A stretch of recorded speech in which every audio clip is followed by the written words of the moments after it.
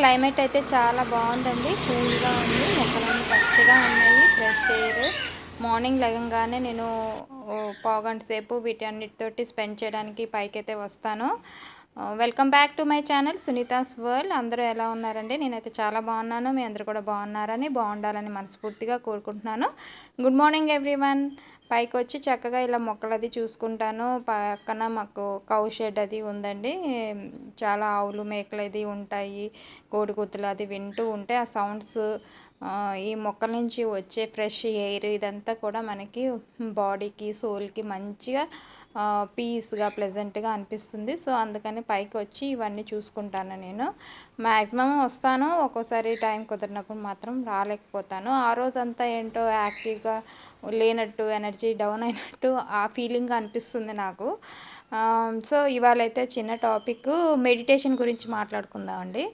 Meditation ఈ రోజుల్లో చాలామంది చేస్తున్నారు. మెడిటేషన్ చేయడానికి కారణాలు ఎందుకు అంటే, మనము మనకి ఏదైనా మనసు బాగాలేనప్పుడు, ఒక నెగిటివ్ ఫీలింగ్స్, నెగిటివ్ థాట్స్, మనకి డిప్రెషన్లో వెళ్తున్నాము అనే ఫీలింగ్, లేకపోతే లోన్లీనెస్గా అనిపిస్తుంది అనే ఫీలింగ్స్, అలాంటివి అన్నీ ఉన్నప్పుడు మనము మెడిటేషన్ అనేది చేసుకుంటాము. చాలామంది చేస్తున్నారు. మెడిటేషన్ చేయడం వల్ల మెడికల్గా కూడా కొంతవరకు మనము గెయిన్ అవ్వచ్చు అని నేను అనుకుంటున్నాను. అలా మెడిటేషన్ చేయడానికి వీలు లేని వాళ్ళు, జాబ్స్ చేసేవాళ్ళు, ఇంట్లో హౌస్ వైఫ్స్ కూడా ఒక్కోసారి వాళ్ళకి కుదురుతుంది, కుదరకపోవచ్చు. అలాంటి వాళ్ళకి నేను ఒక 4 మాటలు చెప్దామని అనుకుంటున్నానండి.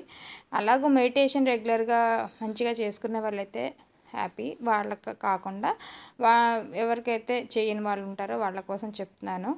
మనము చేసే ప్రతి పని ఉంటుంది కదా, ఒక మొక్కలు పెంచడం అయినా, ఒక పూజ చేసుకోవడం అయినా, వంట చేయడం అయినా, లేకపోతే బయట ఒక ముగ్గు పెట్టుకోవడం వలన కూడా మనము మెడిటేషన్ గెయిన్ చేయొచ్చు.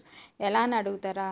ఒక పని మనం చేసేటప్పుడు మనకి నెగిటివ్ థాట్స్ వస్తూ ఉంటాయి, నెగిటివ్ ఫీలింగ్స్ కూడా వస్తుంటాయి. కానీ వాటిని పక్కకి ఇలా పెట్టేసి మనం ఏదైతే పని చేస్తున్నామో దాని మీద కాన్సన్ట్రేటెడ్గా ఆ పని బాగా రావాలని మనం చేస్తాం. కాబట్టి అదే ఒక మెడిటేషన్ అండి. అప్పుడు ఆ పని మీదే మీకు శ్రద్ధ ఉంటుంది, ఆ నెగిటివ్ థాట్స్ అవన్నీ ఏమీ రావు.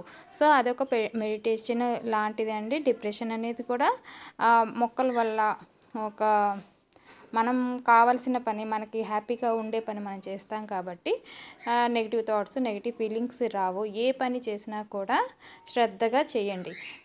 మనం వాటి వల్ల చాలా నేర్చుకోవచ్చు. ఒక ముగ్గు పెడుతుంటే దానివల్ల వచ్చే ప్రయోజనాలు చాలా ఉంటాయండి. దానివల్ల మనకు పేషెన్స్ వస్తుంది. ముగ్గు రావాలి, మంచిగా రావాలి అని, అందంగా రావాలని చాలా కాన్సన్ట్రేటెడ్గా చేస్తాం కదా, అది ఒక మెడిటేషన్ లాంటిది. సో వంట చేసినా, పూజ చేసినా, ఏ చేసినా కూడా శ్రద్ధగా చేయడం అనేదే మెడిటేషన్ అండి.